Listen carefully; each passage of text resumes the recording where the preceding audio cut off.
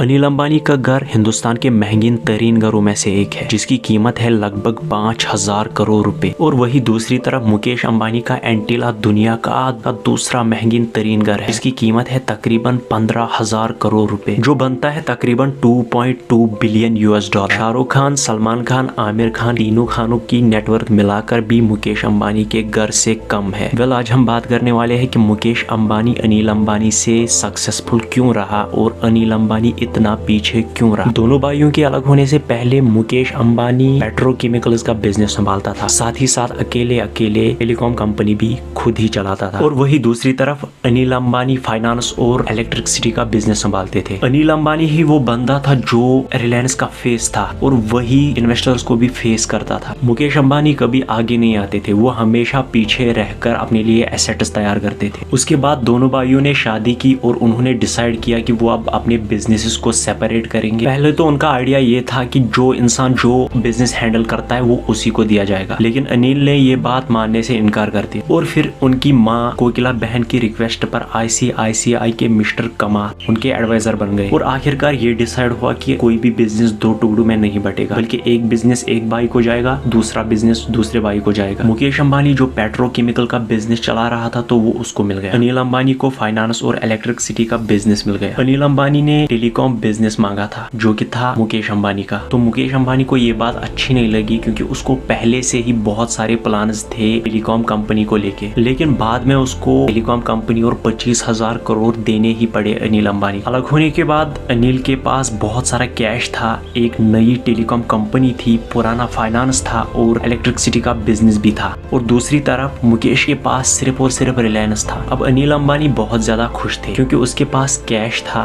Companies थी। दोनों भाई अब अपनी अपनी कंपनीज का फ्यूचर खुद डिसाइड कर सकते थे। और दूसरी तरफ मुकेश अंबानी, जिसके पास उतना ज्यादा कैश नहीं था, तो उसने पब्लिक पार्टीज अटेंड करना स्टार्ट किया, उसने फंड रेज करना स्टार्ट किया ताकि वो अपनी एक अच्छी सी कंपनी बना सके। और वही दूसरी तरफ अनिल अंबानी, जिसके पास बहुत सारा पैसा था, तो उसने कंपनीज में इन्वेस्ट करना स्टार्ट कर। पहले के दिनों में तो अनिल अंबानी बहुत ज्यादा उड़ रहा था, बहुत ज्यादा ऊंचा उड़ रहा था। वही दूसरी तरफ मुकेश अंबानी रिलायंस के साथ बिजी था। तो दोनों भाइयों के दरमियान कौन सी फर्क थी? The basic way of thinking. जहाँ एक तरफ अनिल अंबानी अपनी चीजों को डबल पे डबल कर रहा था, जो उसको और भी ज्यादा ऊंचाइयों पे ले जा रहे थे, वही दूसरी तरफ मुकेश अंबानी अपने एक ही चीज को समझने में लगे थे, वो है रिलायंस। जहां अनिल अंबानी बहुत ज्यादा फैल रहा था, वहीं पर मुकेश अंबानी बहुत ज्यादा गहरा जा रहा था। जहां मुकेश अंबानी हाथी की तरह धीरे धीरे चल रहा था, वही अनिल अंबानी शेर की तरह बहुत तेज चल रहा था। जहां मुकेश अंबानी को पैसों के लिए साल भर वेट करना पड़ता था, वही दूसरी तरफ अनिल अंबानी के पास विद इन नो टाइम बहुत ज्यादा पैसा आता रहा। दोनों भाइयों में फर्क ये थी कि जहाँ एक तरफ मुकेश अंबानी सालों लगाते थे एक कंपनी बनाने में, फिर उसके बाद लोगों से पैसे लेते थे। दूसरी तरफ अनिल अंबानी